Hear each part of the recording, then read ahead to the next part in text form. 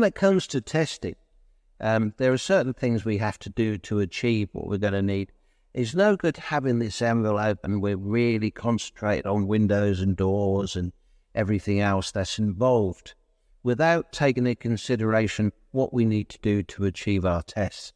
Now, during the air test, there are going to be service voids, there's going to be pipes, there's going to be showers and sinks that potentially may need sealing up. These aren't part of the airtightness. These are not part of the airtight detail, these traps and sinks and that, because what is important is the seal around those surfaces and ductings and pipes to the envelope or the floor or the way, regardless of where it is on the box. It's the connection points we're dealing with. You need those airflows so you can get your cables through, you can get your water through, you can get everything else. So any service ducts and pipes would be sealed up, just taped over, just temporary. Also, when we're doing the air test, there is potential for failure. It does happen sometimes. Usually it's just because one of the ducts or vents has not been sealed up because it's got forgotten.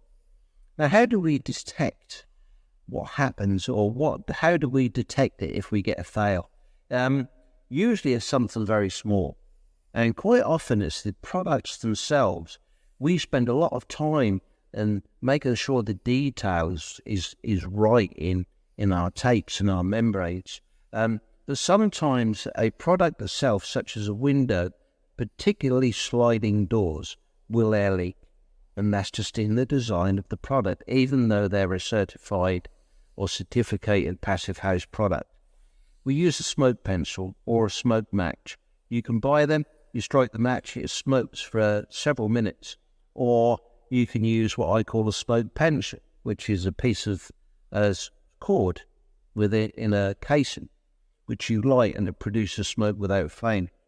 And here we have a little demonstration of a set of patio doors, really good quality patio doors, but the air test was very close to fail, and I knew we should be better. So we tested it with our smoke pencils, and we found this. The smoke is actually exiting through the joint of the patio door. Now, the patio doors of most passive houses, they slide on the outside, and then when you close them, they come in, and they lock into position. But on occasion, these are actually 9 meters long, these doors. And we weren't able to do that. So therefore, it had to be more of a traditional sliding door. And we found that in each corner, we had an air leak. We only found that because of our smoke pencils. So there are ways of detecting leaks if there is any. And quite often, it's the product themselves. This was taken care of. We got in contact with the manufacturer. They sent out one of their engineers, and it was dealt with. It was just simply that a couple of the rubbers hadn't been put in correctly. We can't touch that. We have to get the manufacturers to come and do that because it's their warranty. They're guaranteeing that a product does what it says it does, which is why we test. We're guaranteeing that this house is going to be certified and certificated to passive house standards. That's why we test. And if we get a fail, they have to come provide us with the service that they're saying that they're going to provide, and that is an airtight window. Non-standard penetration. This is a term that we use, or I use, for anything that's not exactly the same as a standard pipe or connection. You get a standard soil pipe come through, it's a standard size. You can get something to fit that. As soon as you put collar on, or joint, it's no longer a standard size. We have ducting that comes through floors. This could be rigid coil stuff or particularly designed ducting, which will be non-standard size. So I call it a non-standard penetration. These are the things where we'd make a top hat or look more closely at the attention to detail required to achieve good airtightness. So anything that's out of standard would be non-standard, therefore odd size or shape. And you might see this sort of thing in a retrofit. Retrofit particularly. Recent times, most things are built to a standard size. The older materials tend not to be.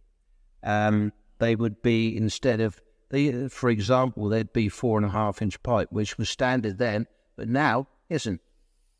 So therefore, these methods are just designed to be an efficient way of taking care of a non-standard thing which we might not use every day.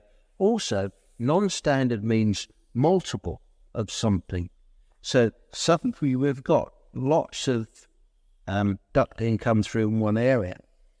For example, here we've got 4 ducts. These ducts are designed for various different services to go out of this house. But when they were brought up as a bundle. We couldn't get them airtight, so we separate them. And we formed top hats on each one of those. And we actually got a really good result on this build. This particular build, we got an air result of 0.38. And so we got some good results here. Wow, so the proof is in the pudding on that one. Proof is in the pudding. This system will work every time. Excellent. One of the things that occurred to me was, obviously we're discussing airtightness on new windows there. If I was to take an approach of wanting to airtight around an existing window frame, what sort of things might I need to consider? Well, the processes are the same. If you have an existing window and you want to airtight around that, once you've got an understanding of airtightness and how air moves and what you need to do to stop airtightness, you will actually develop your way of doing it. If you've got an existing window, it's more important to look at the product that you're using than the method you're using, because if you're going to insulate with a foam or something like that, that's got to be sealed. So you'd use a tape usually and still go on to the edge of the window if at all possible. Yeah, so it occurred to me that liquid membranes might be more suitable for an existing window. And what I'd like you to talk about is the differences in liquid membranes, because there is a difference in different types of liquid membranes, and what are they and why are they different? Liquid membrane.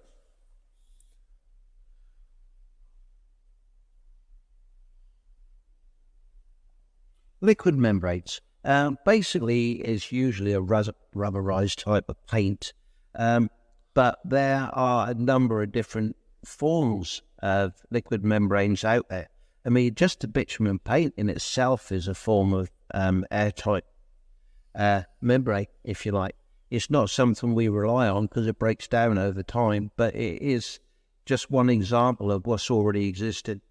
These airtight membranes that we use at the moment are basically rubberized paints. So the difference is whether they're going to be sprayed or whether they're going to be painted or applied in a different manner, in which case the consistency will be different. Also, fibers. Many of these airtight membranes have a fiber in it. And what that does is it binds. Once the membrane goes off, it binds. And therefore, it helps to stop separation or movement of any paint or seal that it may have done. So there are a few differences. Each product is slightly different depending on the make. But they are all very good, and they usually do a very good job. And when it comes to existing things like timber, steels or whatever, and windows, a liquid membrane is really good at sealing around an existing door or frame or an uneven surface. Excellent. Because I do know that some of the different types are, you might have an exterior liquid membrane, an interior liquid membrane, for example. But the different types of membrane, this is why it's important to research what it is you're going to use. Don't just buy something and say, I'm going to use this. Make sure that that product is suitable for what you're going to use it for. That's why there's different sorts, because they're for different uses. Excellent. You mentioned about screeds and how they can sometimes crack. I just thought, let's flesh it out a little bit. What factors would contribute to that happening? Floor screeds. Floor screeds can be a fairly good airtight barrier, mainly in existing buildings and retrofits. Over a period of time, buildings move and you get settlement. However good a screed is, there are times potentially there'd be enough movement in the build for that screed to crack. Soon as anything has a crack in it, is no longer airtight. I don't rely on cement products for airtightness. Interesting. One point I just thought I'd touch on as well. You mentioned about airtight foams and how once cut, they're then not airtight, and I can understand that it might be some chemical properties that go to the outside, but I just thought I'd touch on that and sort of draw attention to that. Yeah, foams, airtight foams.